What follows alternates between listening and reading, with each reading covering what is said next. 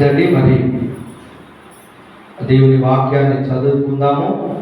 మరి యోహాను సువార్త 15వ అధ్యాయము 5వ వచనాన్ని చదువుదాము. యోహాను సువార్త 15వ అధ్యాయము 5వ వచనాన్ని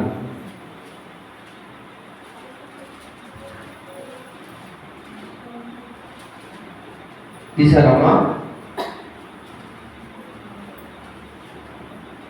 యోహాను సువార్త 15:5 వచనాన్ని చదువుదాం. హల్లెలూయా.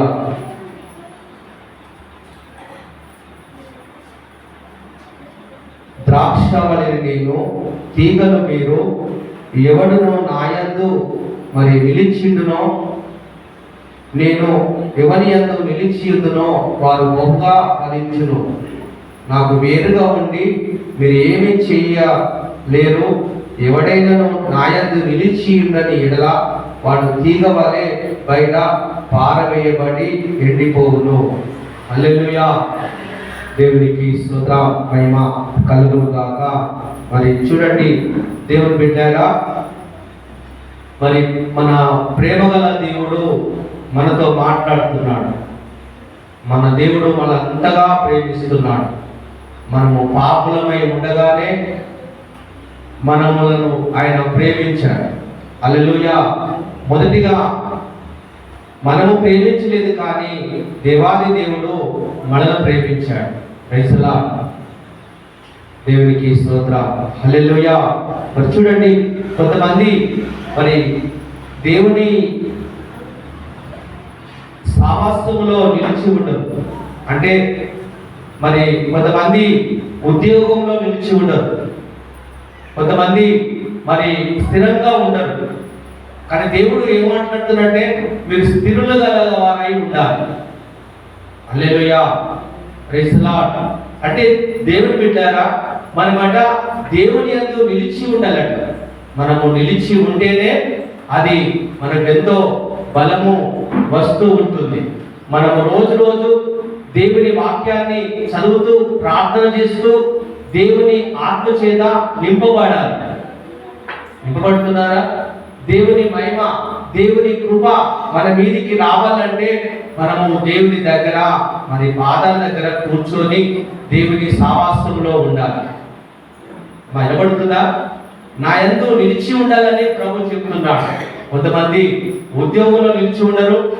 తన యజమానుడు ఏమైనా అంటే అతని మీద కోప్పడి మరి ఆ ఉద్యోగం వదిలి వెళ్ళేవారు ఉన్నారు. అంటే కోపము చాలా మంచిది కాదు. హల్లెలూయా. అంటే చూడండి దేవుని బిడ్డారా, మనమట దేవుని సన్నిధానంలో నిలిచి ఉండాలట. నిలిచి ఉంటే మంచిదా అమ్మా? నిలిచి లేకుంటే మంచిదా? Praise the Lord. మరి దేవుని వాక్యము 2వ దినవృత్తాంతముల గ్రంథము 15వ అధ్యాయము 2వ వచనాన్ని చదువుదాము. తీసారా? 2వ దినవృత్తాంతముల గ్రంథము 15వ అధ్యాయము 2వ వచనము. మీరందరూ నా మాట వినుడి. మీరు యెహోవా పక్షము వారైన యెడల ఆయన మీ పక్షమున ఉండును. మీరు ఆయన యొద్ద విచారణ చేసిన యెడల ఆయన మీకు ప్రత్యక్షమగును. మీరు ఆయనను విస్తరించిన యెడల ఆయన మిమ్ములను విస్తరించును. అర్థమైందా? హల్లెలూయా. దేవునికి స్తోత్ర మహిమ కలుగును గాక. అంటే చూడండి దేవుని బిడ్డారా, మనమట ఆయన యందు ఉండాలట. ఆయన పక్షాన మనం ఉండాలట. Praise the Lord. హల్లెలూయా. అంటే చూడండి దేవుని బిడ్డారా, దేవుడు ఏమని చెప్పాడంటే, నేను నిజమైన ద్రాక్షవల్లిని, మీరు తీగలు అని చెప్పాడు. హల్లెలూయా. వినబడుతుందా? ఈ పాత నిబంధన గ్రంథంలో దేవాది దేవుడు తన ప్రజలను చెట్టుతో పోల్చాడు. ఏ చెట్టుతో పోల్చాడు? మరి వేరే వేరే చెట్లు లోకాల్లో ఎన్నో ఉన్నాయి ప్రపంచంలో.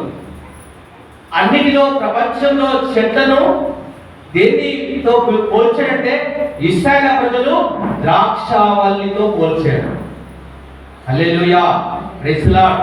చూడండి దేవుని బిడ్డారా, అంటే ఇశ్రాయేలు ప్రజలు ఐగుప్తులో ఉన్న ప్రజలను బయటికి తీసుకొచ్చారు.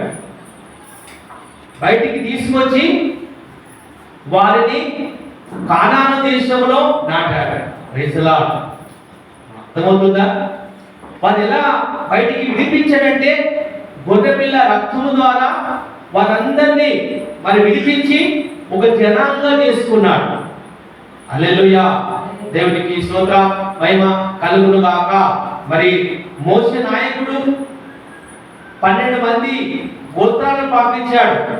వీరు కానాను దేశానికి అడుగు పెట్టక ముందు కానాను దేశంలో ఏవేవి ఎలా ఉన్నాయో ఏవేవి ఉన్నాయో అని చూడడానికి చూడడానికి మోషే నాయకుడు 12 గోత్రాల నుంచి 12 మందిని పంపించాడు. ఆ 12 మందిని పంపించగానే అందరూ భయపడి వచ్చారు. 10 మంది ఏం చేశారంటే భయపడి వచ్చారు. కొంతమంది ఏం చేస్తారంటే వారు భయపడుతూ ఇతరులను భయపెట్టిస్తుంటారు. నమ్ముతున్నా? ఎవరైనా అకస్మాత్తుగా అయ్యో వారికి అట్లా అయిందా అట్లా అనగా ఏమంటారంటే భయపడుతూ భయపెట్టిస్తుంటారు. మన దేవుడు భయపడే దేవుడు కాదు. అర్థమవుతుందా? మనకు దేవుడు ఎలాంటి ఆత్మలు ఇచ్చాడు? దేవుడు బిడ్డారా, ఎలాంటి ఆత్మలు ఇచ్చాడు? మనం పిరికి వరమా, అధర్యమా? నిలబడుతుందా? మనము ఎలాంటి వారం అంటే మనము ధైర్యవంతులము. గట్టిగా చప్పట్లు కొడదామండి. చప్పట్లు ఎలా కొడతారండి? హల్లెలూయా.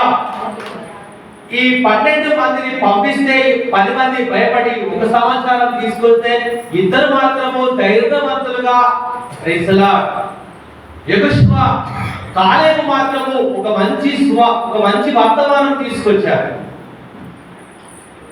తన నాయకునితో మాట్లాడుతున్నారు.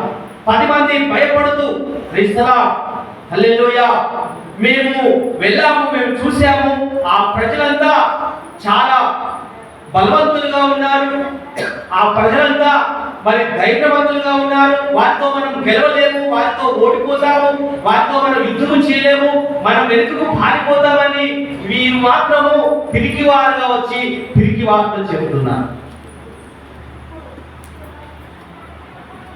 హల్లెలూయా. ఇద్దరు మాత్రము ధైర్యం కలిగి, హల్లెలూయా, ఇద్దరు మాత్రము పౌరుషము కలిగి ధైర్యము కలిగి అంటున్నారు కదా, వారిని జయించుటకు, వారిని ఓడించుటకు ఆ దేశము మనకు స్వాస్థ్యంగా మన ప్రభువుగా పోతున్నాడు. ఆ దేశము మనకు ఇదిగో ఇవ్వబోతున్నాడు. మన దేవుడు ప్రమాణం చేశాడు, మన పితరులతో ప్రమాణం చేశాడు, అబ్రాహాముతో ప్రమాణం చేశాడు, అబ్రాహాముతో నిబంధన చేశాడు. దాన్ని జయించగలము, అందులో అడుగు పెట్టగలము. యెహోషువ కాలేబు మాత్రము ధైర్యంగా తన నాయకులతో మాట్లాడుతున్నారు. వారు వస్తు ఒక ద్రాక్ష కొల మోసుకొని వచ్చినారు. ఎలా వచ్చారండి? ద్రాక్ష, ఆ దేశంలో ఉన్న ద్రాక్ష కొలను వారు భుజాల మీద మోసుకొని తన మోషే నాయకుడితో ఇచ్చారు. మనము జయించగలం. హల్లెలూయా. నువ్వు జయించాలంటే దేవునితో సంబంధం కలిగి ఉండాలి. నువ్వు దేవునితో సావాసం చేయాలి. నువ్వు దేవుని దగ్గర గోజాడాలి. దేవుని ఎంత లేనివారు ఎటువంటి వారంటే గాలి తీసిన బూర లాంటి వారు, ఫీజుపోయిన బల్బు లాంటి వారు.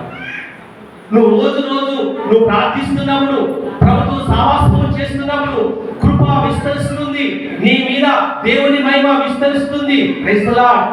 హల్లెలూయా. నువ్వు దేవునితో నడుస్తున్నప్పుడు నువ్వు ఒక్కరిగా కాదు, నీతో పరిశుద్ధులు ఉన్నారు, దేవదూతలు ఉన్నారు, దేవుని సావాసం ఉంది. నువ్వు ఒంటరి వాడవు కావు, ఒంటరి దానవు కాదు.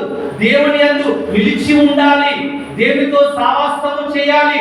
Praise the Lord. హల్లెలూయా. ఇర్మియా గ్రంథంలో 2వ అధ్యాయంలో 15వ వచనంలో ఒక దేవుడు ఒక చక్కని మాట రాశాడు. దేవునికి స్తోత్రం, మహిమ కలుగునుగాక. ఇర్మియా గ్రంథము 2వ అధ్యాయము చదవడమా? ఇర్మియా గ్రంథము 2వ అధ్యాయము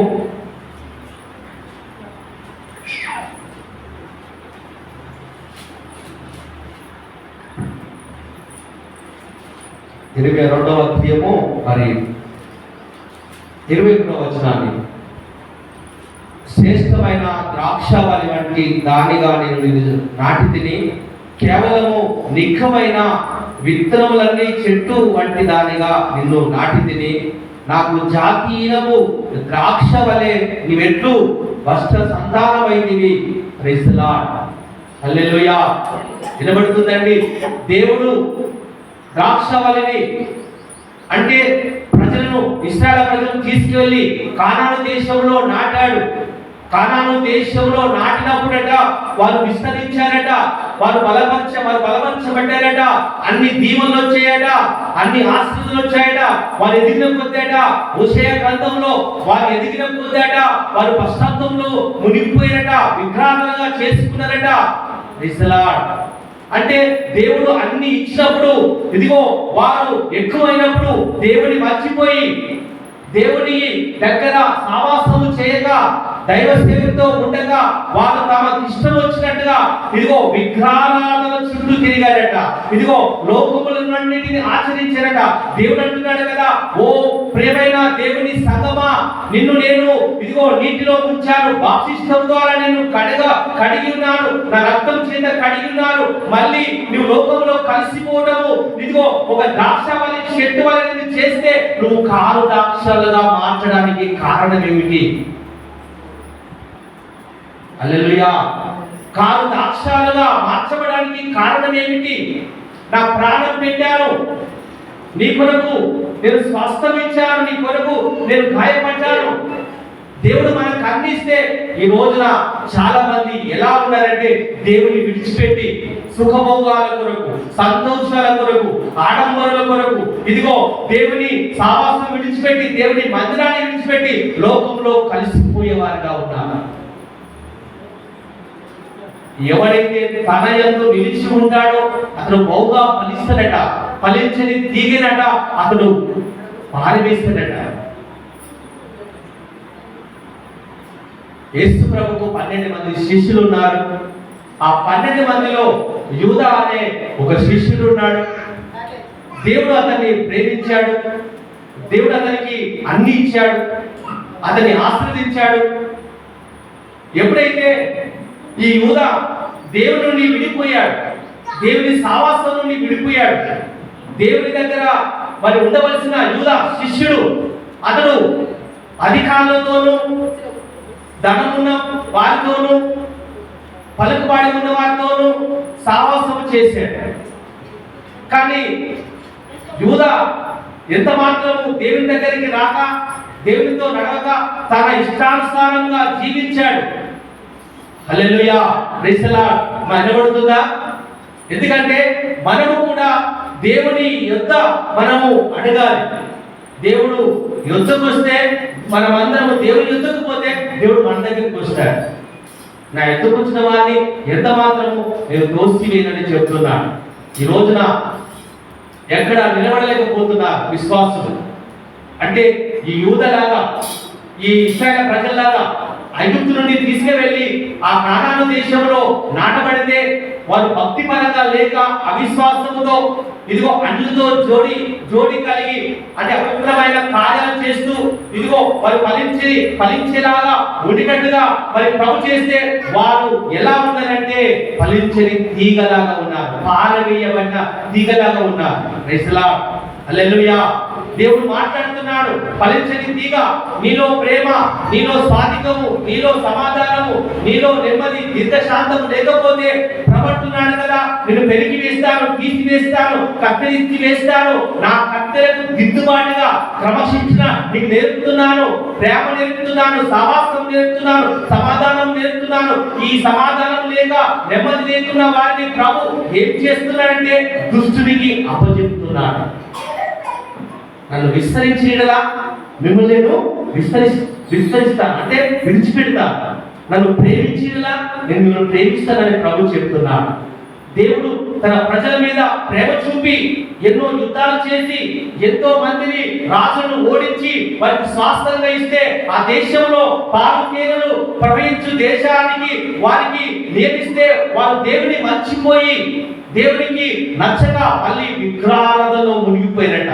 ఐగుప్తులో ఉన్న విగ్రహాలను ఆరాధించారట, అష్షూరు విగ్రహాలను ఆరాధించారట, బబులోనులో ఉన్న విగ్రహాలను ఆరాధించారట.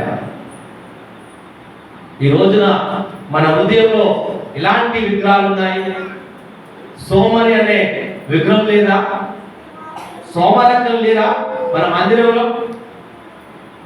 తిండిపోతు అక్కలు లేదా? బాగా నిద్రపోయే అక్కలు లేదా? వెసలా మహిమ పడుతుందా? సోమరక్కలు లేదా అండి? ఊకే భోజనం అని భోజనము తిని భోజనానికి ప్రియులుగా ఉన్నారండి. చాలా మంది ప్రభు విడిపిస్తే, ప్రభు రక్షిస్తే ఆ రక్షణను నిర్లక్ష్యం చేస్తున్నారు. ఆ రక్షణను మరి కాపాడుకోలేకపోతున్నారు. ఒక విశ్వాసి, నిజమైన విశ్వాసి దేవుని వాక్యములో నిలబడాలి. దేవుని వాక్యం ఏం చెప్తుంది అదే చేయాలి. అది చేయకపోతే పాపమని దేవుడు నీతో మాట్లాడుతున్నాడు. నువ్వు ప్రార్థించకపోయినా పాపమే, నువ్వు అవిశ్వాసిగా మాట్లాడినా పాపమే, నీలో శరీర ఈచ్ఛల కార్యాలు ఉన్నాయి, నువ్వు ఫలింపలేకపోతున్నావు. ఆ దేవుడు మాట్లాడుతున్నాడు. పనికిరాని తీగలను ఆయన కత్తరిస్తారట, పెరిగి వేస్తారట. క్రమశిక్షణలో ఉన్నావా? దిద్దుబాటులో ఉన్నావా? ప్రేమలో ఉన్నావా? సహవాసంలో ఉన్నావా? నా యందు మీరు నిలిచి ఉండాలని ప్రభు ఆశిస్తున్నాడు. ప్రభు దగ్గర నిలబడలేక లోకానుసారమైన ఆ ధనాన్ని ఆశించి, ఆ డబ్బును ఆశించి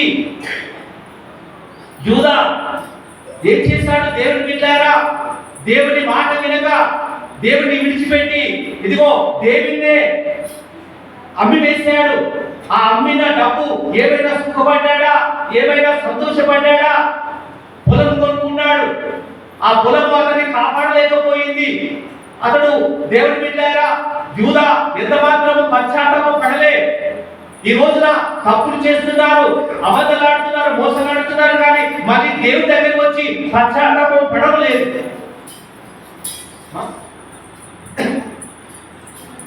రోజు పశ్చాత్తాప ప్రార్థన తప్పక చేసుకోవాలి. తీసుకుంటున్నారా? పశ్చాత్తాపము మానవ మనసు కలగజేస్తుంది. అనుకో రీతిగా మాట్లాడవచ్చు, అనుకో రీతిగా మనము మరి తలంపులు ఆలోచించవచ్చు. కానీ దేవుడు మాట్లాడుతున్నాడు, మన హృదయాలను కడుక్కోవాలి. అమ్మా, మన హృదయాలను కడగబడిన స్థితిలో లేని వారుగా ఉన్నారు. రిస్లా హల్లెలూయా. నీ హృదయం కడగబడిందా? నీ హృదయం కడగబడాలి. దేనితో కడగబడాలి? మనము పాత్రలు చూస్తూ ఉంటాము, గిన్నెలు చూసుకుంటాము, మనం తినే ఆహార ప్లేట్లు చూసుకుంటాము. అది దేనితో కడగబడుతుంది? దేనితో కడగబడుతుందండి? సబ్బుతోనూ సరుపుతోనూ కడగబడుతుంది. హల్లెలూయా. మన శరీరానికి కూడా కడగబడుతుంది, సబ్బుతో కడగబడుతుంది. దేవుని కుమారుడా, కుమార్తె, నువ్వు దేనితో కడగబడాలంటే దేవుడు అనే వాక్యంతో కడగబడాలి. నీలోన ఉదయం శుద్ధి కావాలి. నీలో ఉదయంలో శుద్ధి అయితేనే వాక్యం నిలబడుతుంది. దేవుని మాటలు నీ చెవిన పడతాయి. మనం పైకి వస్తున్నాము, పైకి వెళ్తున్నాము, కానీ అంతరాంగంలో దేవుని వాక్యానికి చోటు లేదు. ఈ దేహం ఇచ్చింది ఎవరు? రైసలా. ఈ కళ్ళు నీకు ఇచ్చింది ఎవరు? దేవుని సొత్తు మనమందరము. మనము ఈ శరీరాన్ని ఒకసారి అమ్ముకున్నాము, సాతానుకు అమ్ముకున్నాము, తెలియనప్పుడు పాపం చేస్తాము. రైసలాడు. ఆయనను మన ప్రభు దాన్ని మళ్ళా వెలిగించి కొన్నాడు. ధనముతో కొనలేదు, డబ్బుతో కొనలేదు, చేతితో కొన్నాడంటే తన స్వరత్వం ఇచ్చి, తన ప్రాణం ఇచ్చి మళ్ళీ నీ దేహాన్ని కొన్నాడు. నువ్వు ఏమనంటే నువ్వు దేవుని ఆలయమై ఉన్నావా? నీలో దేవుడు నివసించాలంటే, దేవుడు నీలో ఉండాలంటే నువ్వు దేవుని వాక్యానికి నిలబడాలి. దేవుని దగ్గర నువ్వు నిలిచి ఉండాలి. నిలిచి ఉండని ఎడలా అది పారవేయబడుతుంది. రైసలా. నువ్వు దేవుని సన్నిధిలో కూర్చున్నావా? రోజు రోజు బహుగా ఏడుస్తున్నావా? ప్రార్థిస్తున్నావా సహోదరి?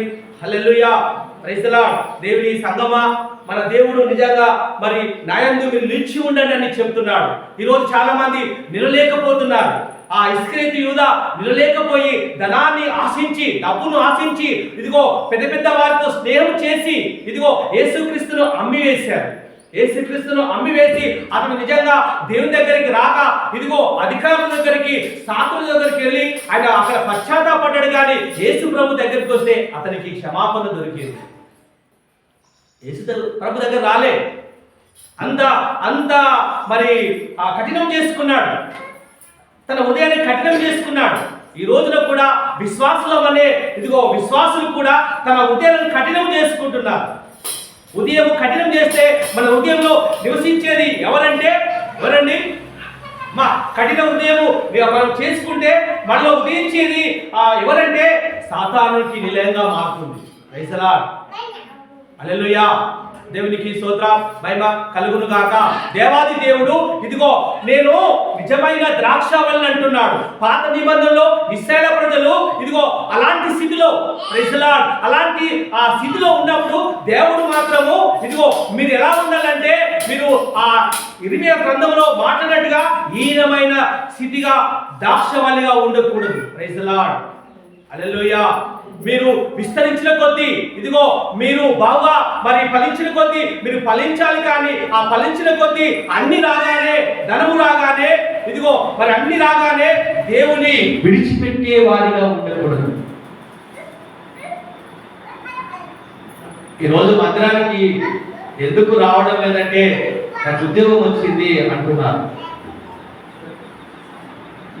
ఉద్యోగం రాకముందు బాగా వచ్చి దేవుల్లో మొరపెట్టి ప్రార్థించగా ప్రార్థన విని అమ్మ ఉద్యోగం ఇచ్చాడు. మ్యారేజ్ కాకముందు బాగా వచ్చారు. ఎందుకు ఫస్ట్ అంటే నాకు మ్యారేజ్ అయింది కదా, నాకు వీలు పడలేదు అంటున్నారు. హల్లెలూయా, దేవునికి స్తోత్రం, మహిమ కలుగును గాక. మన భక్తి ఎలా ఉండాలంటే సంఘంలో పాట పాడుతుంటారండి. పాట పాడుతుండగానే ఫస్ట్ చప్పట్లు కొడుతుంటారు. కొడతారమ్మా ఆపిస్తారు. పూర్తిగా పాట అంతా ఎక్కడైనా కొట్టారా అండి మీరు? చివరి స్టార్టింగ్ నుండి ఆఖరి వరకు కొట్టారా? ఈ కొట్టు మనల్ని కొడతారు, తీర్చేస్తారు. చాలా చూస్తున్నాడు. ఇది కరెక్టా? మీ అంతరాత్మ తెలుసు.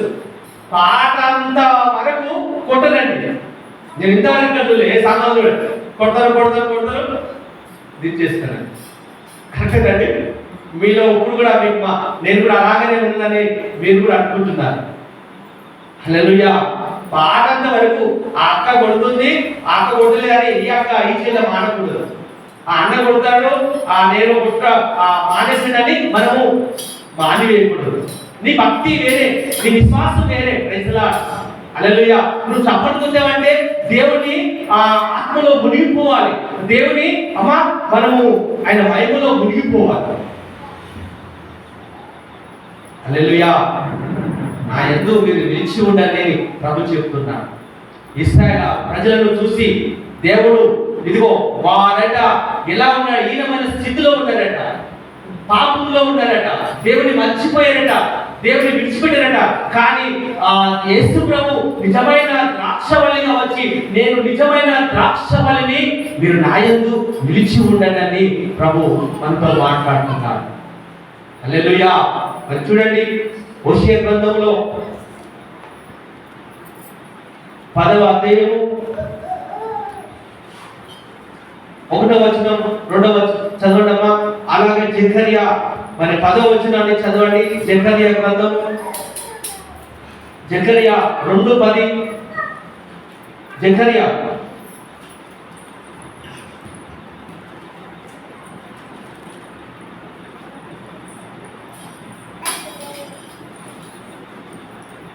జకర్యా 2:10 చదవండమ్మా. ఎవరు రాదమ్మా చదువు. హల్లెలూయా. జకర్యా 2:10 చదువుతున్నానండి. దేవునికి స్తోత్రం. జకర్యా 2:10 చదువుతున్నాను. సియోను నివాసులారా, నేను వచ్చి మీ మధ్యన నివాసము చేతును, సంతోషంగా నుండి పాటలు పాడుడి, ఇది యెహోవా వాక్కు. ఆ దినమున అన్ని జిల్ల కేకలు యెహోవాను హత్తుకొని నాకు జిల్లగుదురు, నేను మీ మధ్య నివాసము చేతును. అప్పుడు యెహోవా నన్ను మీ యొద్దకు పంపినాడని మీరు తెలుసుకుందురు, మరియు తనకు స్వాస్థ్యము యెహోవా ప్రతిష్టమైన దేశములో యూదాను సతరించుకొను యెరూషలేమునకు ఆయన ఇంకను కోరుకును. సకల జిల్లాగా యెహోవా తన పరిశుద్ధమైన నివాసం విడిచి వచ్చుచున్నాడు, ఆయన సన్నిధికి మీరు మౌనులై ఉండుడి. గట్టిగా చప్పట్లు కొడదామండి. ఇర్మీయాతో దేవుడు మాట్లాడాడు. ఏమని మాట్లాడాడు? ఈ వచనంలో మాట్లాడాడు, ఈ వాక్యంలో మాట్లాడాడు. దేవుడు మిమ్మల్ని ఒక స్వాస్థ్యంగా చేశాడు. Praise Lord. దేవుడు తన పరిశుద్ధ స్థలము విడిచి వస్తున్నాడు, తనకున్న మహిమను విడిచిపెట్టి వస్తున్నాడు. మీ మధ్యలో మీతో సహవాసం చేయడానికి, మీతో ఉండడానికి, మీతో కలిసి ఉండడానికి దేవుడు వస్తున్నాడు. అంటే మనం ఎంత జాగ్రత్తగా ఉండాలి. ఈ రోజున చాలా మంది విశ్వాసులు ప్రార్థన అంటే భయపడే వారుగా ఉన్నారు, ఉపవాసం అంటే భయపడే వారుగా ఉన్నారు. ఒక సహోదరికి దయ్యం పట్టిందరా, ఇది ఆపేసి ఇది ఆపేసాను. హల్లెలూయా, ప్రైజ్ ది లార్డ్.